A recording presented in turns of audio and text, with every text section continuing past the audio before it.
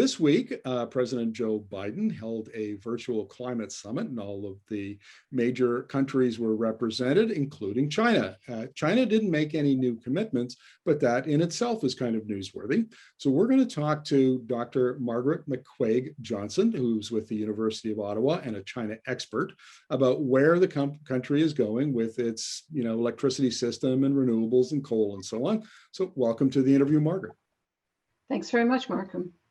Well, look, you were mentioning that Canadian companies have some, technology companies are trying to get established in China. Can you tell us a little bit about that story, please?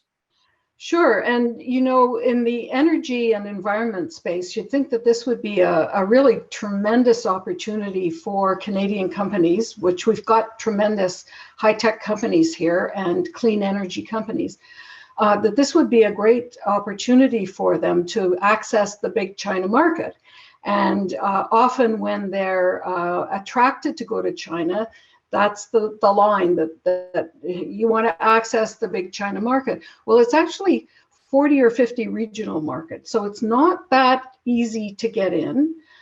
You need to know how to get in safely and how to get in without your technology being taken away, and we've heard lots of stories about that. So I've looked at some of the joint ventures that Canadian technology companies have had. I've looked at 26 joint ventures of Canadian companies, and clean energy is among them. And so we see an interesting trend, which you don't see with other countries. Other countries, they would have a 51-49 or a 50-50 joint venture with a Canadian or a Chinese partner. What we see with the Canadian companies, it's usually more like 90-10 or 80-20, 70-30. And that's concerning because it's 100% the Canadian technology that's being made in that new market. And so we have Conserval solar walls, for example, which is 20% owned by Conserval, 80% its Chinese partner. And so they're only getting 20% of the profits of what is essentially the Canadian technology being manufactured. In the case of Ballard and Westport, what you see is, in the case of Westport, is a 23% joint venture. And it's still trying to get traction in China and hasn't really broken in yet. They haven't had their final approvals for commercial sales. With Ballard, they've been going at this for many, many years, trying to get into that market. Their first joint venture was 90-10, so 10% their company.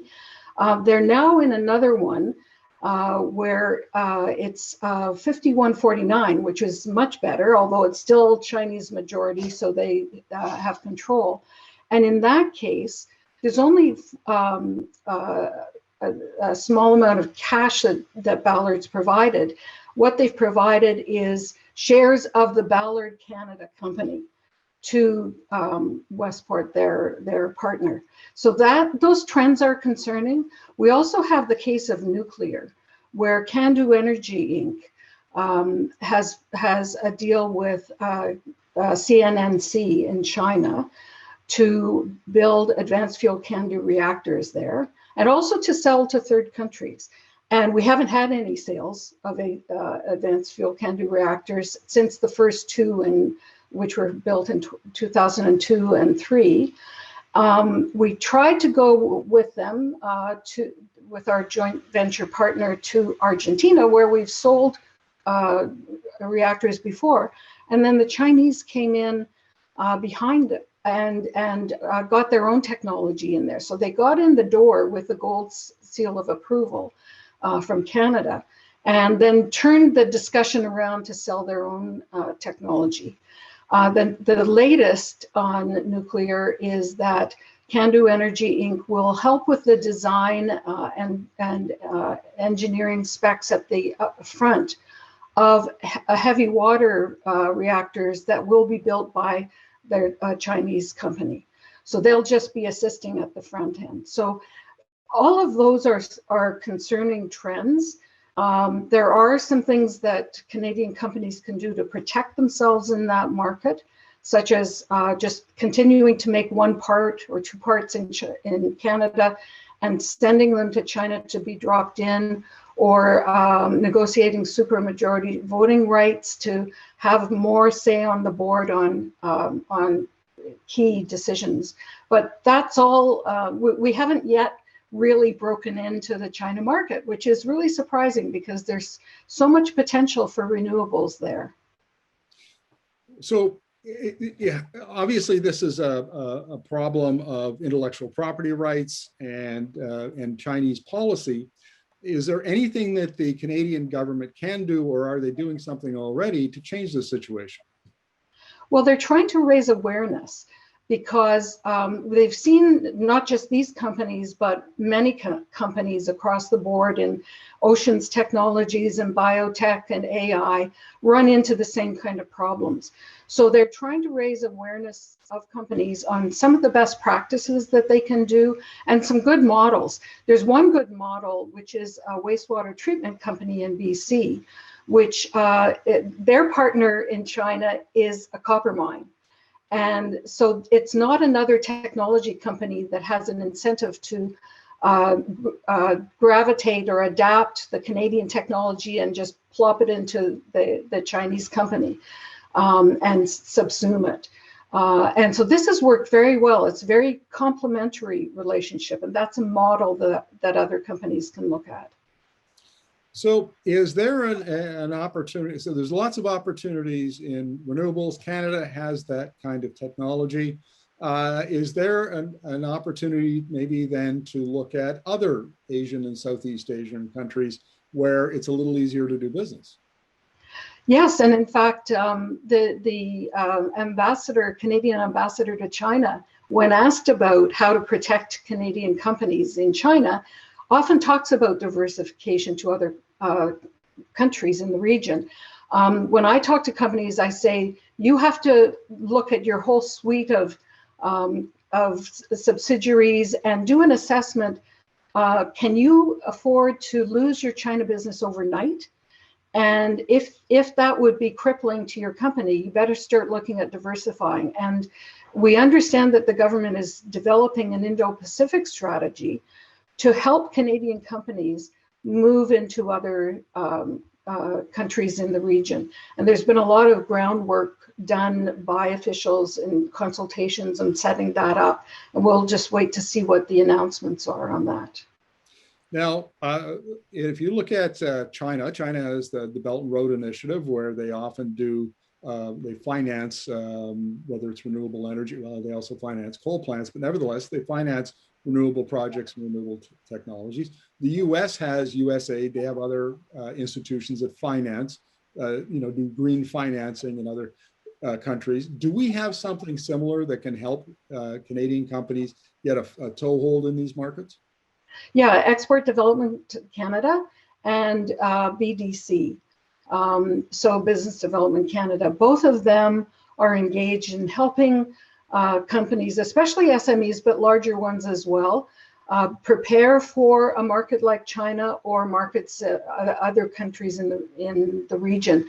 You talked about coal, and China's got 3 times as much coal as in the rest of the world in terms of its energy, and has 184 coal plants underway right now in China, and then more in other countries like Vietnam and Indonesia and Egypt. And so, as you say, they're everywhere through the Belt and Road Initiative.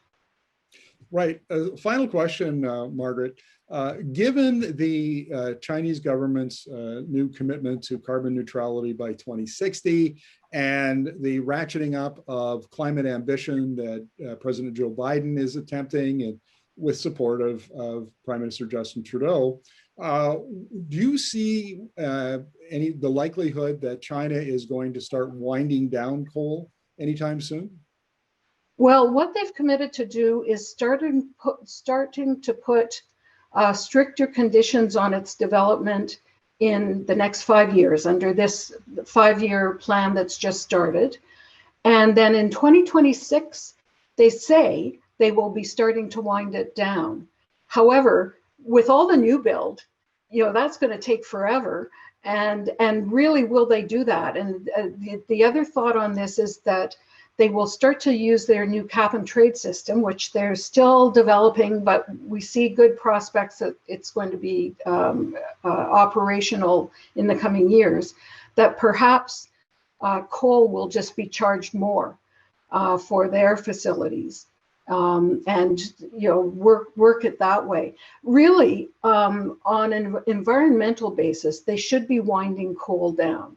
And the reason I say that is that it's really hard to breathe in cities in China in the winter because of the coal and the particles in the air. It's something they need to do for a number of reasons.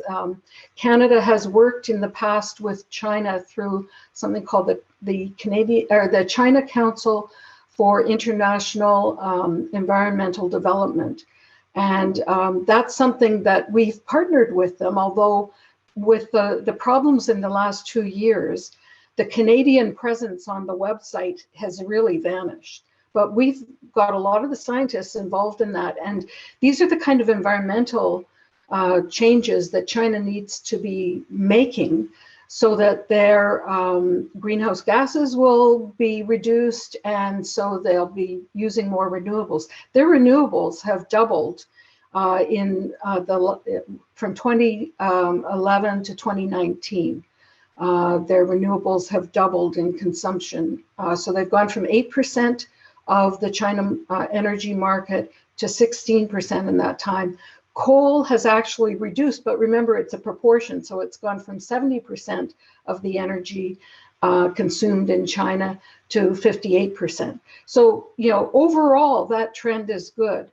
Both petroleum and natural gas have also gone up. I do actually have one more question, Margaret. Now, you're a China expert. You've been working in this area for 40 years.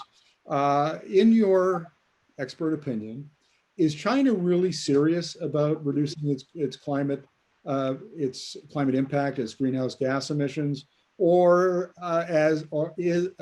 often accused of a lot of rhetoric, a lot of promises that don't get kept, that sort of thing.